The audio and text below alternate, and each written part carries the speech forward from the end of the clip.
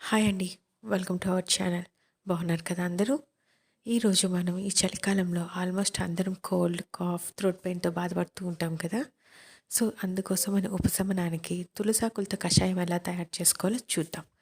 దీన్ని మనమే కాదు చిన్న పిల్లలు కూడా తాపించొచ్చు. కాకపోతే మనం ఒక కప్ తాగేది పిల్లలకు ఒక 7, 8 స్పూన్స్ తాపిస్తే సరిపోతుంది.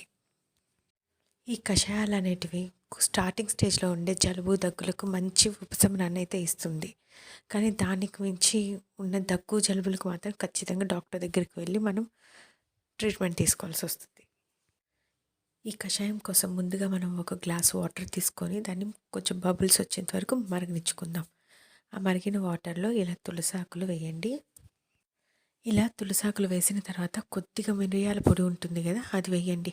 అది కూడా పెద్దవాళ్ళకైతే. లేదు చిన్న పిల్లలకి అన్నప్పుడు మిరియాలను క్రష్ చేసి వేయండి. అప్పుడు కొంచెం ఘాటు అనేది తగ్గుతుందనమాట. అదే ఇలా మిరియాల పొడి వేసినప్పుడు ఘాటు అనేది చాలా ఎక్కువగా ఉంటుంది.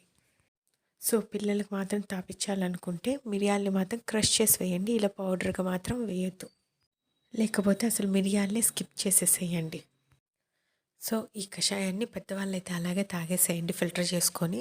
అదే చిన్నపిల్లలైతే కొంచెం బెల్లం యాడ్ చేసి ఇవ్వండి.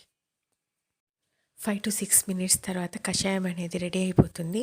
అప్పుడు స్టవ్ ఆఫ్ చేసేసి మనం ఆ కషాయం అనేది గోరువెచ్చగా అయ్యేంత వరకు మూత పెట్టుకొని గోరువెచ్చగా అయిన తర్వాత తాగుదాం. సో, ఇదండి ఈరోజుటి వీడియో. మీకు గాని నచ్చినట్లయితే ప్లీజ్ లైక్ చేసి, షేర్ చేసి, సబ్స్క్రైబ్ చేయడం మాత్రం మర్చిపోకండి. Thank you very much.